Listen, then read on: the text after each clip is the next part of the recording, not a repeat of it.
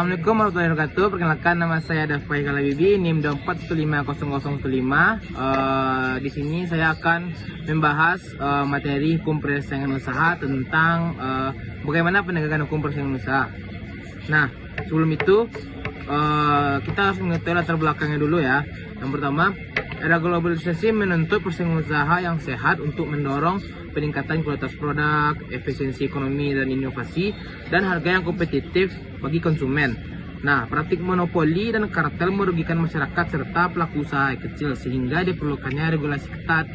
Nah, landasan hukumnya ada yang pertama Undang-Undang Nomor 5 Tahun 1999 tentang larangan praktik monopoli dan persaingan usaha tidak sehat.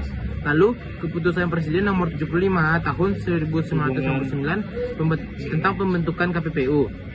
Lalu Undang-Undang Cipta Kerja, perubahan yurisdiksi keberatan kini ke pengadilan niaga.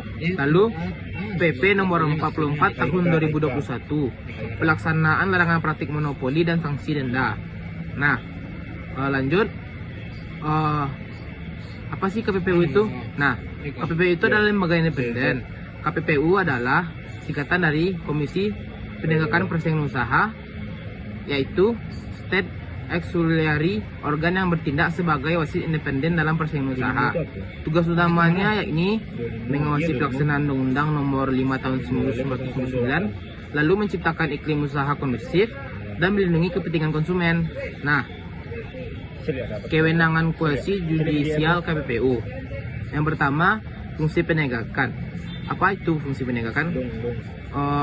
Terdiri dari penyelidikan, pemeriksaan, dan pemutusan perkara. Lalu sanksi administratif. Nah, KPPU memiliki kewenangan menjatuhkan denda dan perintah penghentian praktik monopoli. Lalu independensi, terlepas dari pengaruh pemerintah dalam menjalankan tugas teknis, namun tetap bertanggung jawab kepada presiden. Nah, lalu penegakan di pengadilan. Nah, yang pertama ada pengadilan negeri. Peran pengadilan memegang peran vital dalam meninjau keberatan atas keputusan KPPU yang berdasarkan Perma Nomor 3 Tahun 2005, lalu hukum acara perdata HIR atau RBG sebagai pelengkap. Jadi perubahan terkini sejak Undang-Undang Cipta Kerja, keberatan diajukan ke pengadilan niaga. Lalu yang kedua, Mahkamah Agung. Ada beberapa poin. Yang pertama, kasasi. Mahkamah Agung menjadi upaya hukum terakhir bagi pihak yang tidak puas dengan putusan pengadilan atau keberatan.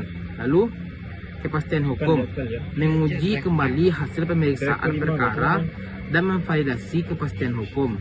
Lalu yang terakhir, prosedur, waktu 30 hari untuk permohonan kasasi. Lalu ada sanksi administratif, sanksi pidana.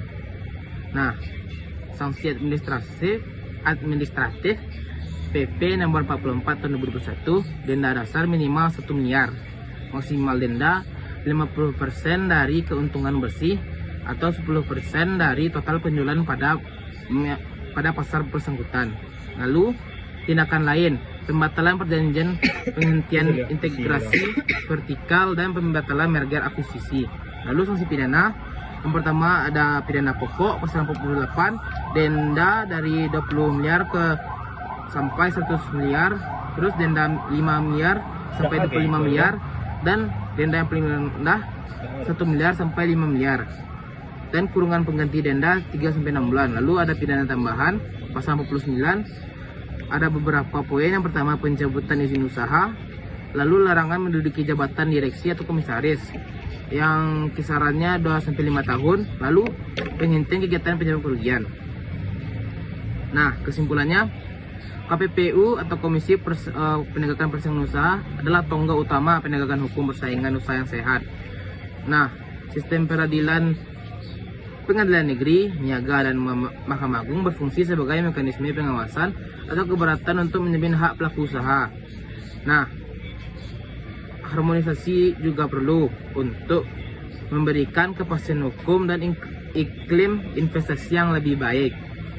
Sekian dari paparan materi yang dapat saya sampaikan.